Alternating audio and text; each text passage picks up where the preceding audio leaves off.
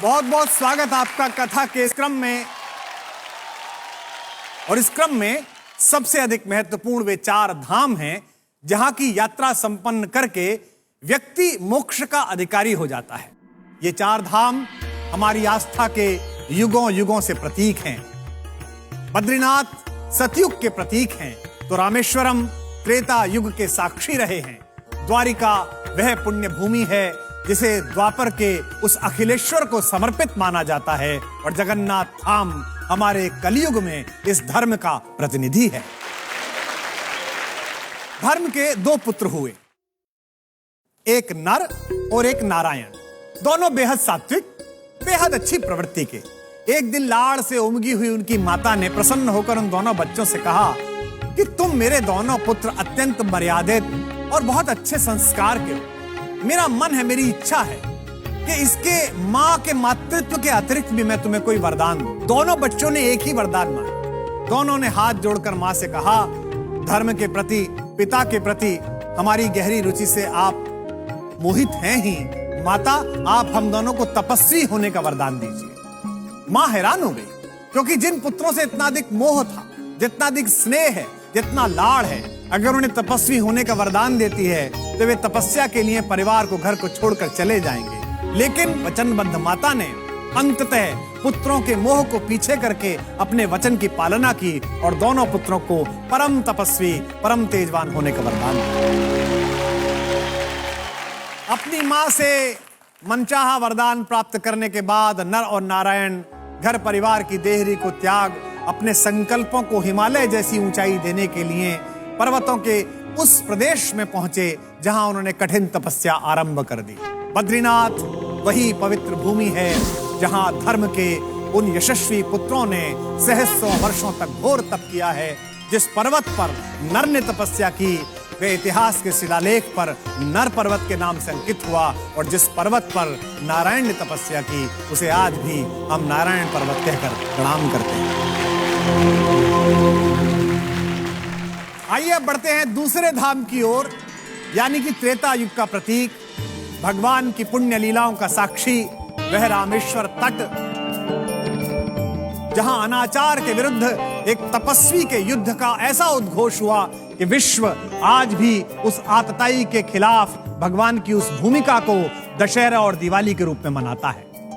अपने समय के सबसे अधिक पराक्रमी, बुद्धिमान, तेजस्वी और वंश परंपरा के समस्त गुणों के साथ अभिषिक्त होने वाले अपराधी रावण का वध करने के लिए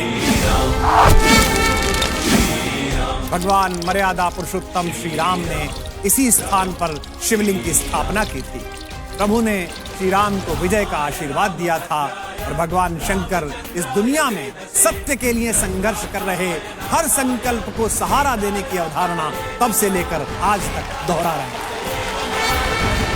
आइए अब प्रस्थान करते हैं द्वारिका धाम की ओर। भूमि का वो पवित्र पावन हिस्सा जहां भगवान ने अपने सहकारी रूप को प्रकट किया और उसे राजधानी बनाया। कहते हैं कि भगवान श्री कृष्ण के आदेश पर महान महारथी वास्तुशिल्पी विश्वकर्मा ने द्वारिका को बनाया था और उसी द्वारिकापुरी में अपने शासन के कारण माखन चोर द्वारिकाधीश कहलाए। भगवान की राजधानी के बाद कथा के अंतिम पड़ाव में चलते हैं इस जग के नाथ स्वामी जगन्नाथ जी के धाम की ओर। इसे लेकर भी बड़ी रोचक कथा है। एक बार इंद्रद्युम्न नामक एक राजा के स्वप्न में भगवान श्री कृष्ण आए और उन्होंने कहा कि एक बड़े पेड़ के तने में मेरा विग्रह बनवाओ और इसे किसी सुंदर मंदिर में स्थापित करो। श्री कृष्ण तो स्वप्न में आग्रह करके चले गए पर राजा की नींद उड़ गई। उसे पूरे भारत में ऐसा कोई मूर्तिकार नहीं मिला कि जैसी मूर्ति उसने स्वप्न में देखी थी ऐसी निकाल सके। एक दिन राजा के द्वार पर एक बूढ़ा मूर्तिकार आया और उसने कहा, मैं ये काम करने के लिए तत्पर हूं, किंतु मेरी एक शर्त है। मैं प्रतिमा का निर्माण एक बंद कक्ष में करूंगा और प्रतिमा का निर्माण पूर्ण होने से पहले उस कक्ष का दरवाजा अगर किसी व्यक्ति ने खोला तो काम जहां पर है मैं वहीं पर रोक दूंगा। काम शुरू होने लगा। अंदर से ठक ठक की, कुदाल की, खुरेचने की, रंदे की, घिसने की आवाज आती थी। अचानक बहुत समय के काम के बाद आवाजें बंद हो गई। ठंड का समय था। राजा को उत्सुकता हुई कि आवाज क्यों बंद हो गई। कहीं बूढ़े मूर्तिकार का स्वास्थ्य खराब ना हो गया हो। कुछ समय प्रतीक्षा करके राजा ने कमरे का दरवाजा खुलवा दिया। राजा जैसे ही अंदर पहुंचे तो अजीब चमत्कार था। मूर्तिकार गायब था और मूर्तियों के अधूरे बने हुए टुकड़े पड़े हुए थे। वह मूर्तिकार कोई और नहीं, स्वयं कला के सर्जना के देवता भगवान विश्वकर्मा थे। उस कमरे में 3 बड़ी मनहर मूर्ति, जिनमें थोड़ा सा काम बचा हुआ था। राजा ने उस प्रतिमा को उसी कमी के साथ उसी स्थिति में स्वीकार किया और मंदिर में स्थापित किया। तब से भगवान श्री जगन्नाथ अपने बड़े भाई बलदाऊ बलराम और अपनी लाडली बहन सुभद्रा जी के साथ वहां विराजमान हैं और लाखों लाख भक्त वहां आकर भगवान के परिवार का आशीर्वाद लेते हैं। भारतीय संस्कृति में आस्था के इन पूज्य 4 केंद्रों की कथा हमें बहुत कुछ सीख देती है। जैसे पहली कथा बद्रीनाथ नर और नारायण के सम्मिलित पुरुषार्थ के बारे में बताती है। धर्म की कीर्ति केवल नारायण के सहारे संभव नहीं है। जब तक नर उद्यम नहीं करेगा, नारायण भी कृपा नहीं करेगा। इस सृष्टि के समस्त शुभ संकल्प नारायण और नर के संयुक्त प्रयास से ही संभव है। इसका दूसरा उदाहरण, कथा के दूसरे भाग का सार क्या है?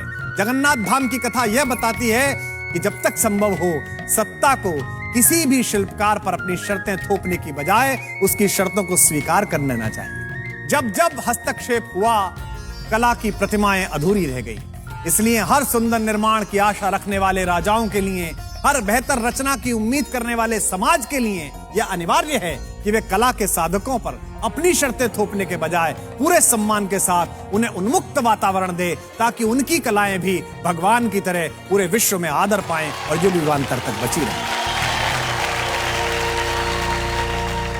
धामों के साथ परिचित होने पर एक और आवश्यक संदेश समझ में आता है। ऐसी मान्यता है कि सतयुग में धर्म के 4 पैर थे, त्रेता में 3 पैर हो गए, द्वापर में 2 बचे, यानी कि धर्म की संकल्पना क्रमशः डगमगाती गई। धर्म के प्रति लोगों में रुचि कम होती गई। कलयुग में तो धर्म केवल एक पांव पर टिका है, किंतु अगर ये पांव भी मजबूत है, ये पांव भी अगर भक्ति का है, तो फिर तुलसी बाबा का कहा सिद्ध हो जाता है, कलयुग केवल नाम आधार। आप नाम लीजिए और आपका काम होता है।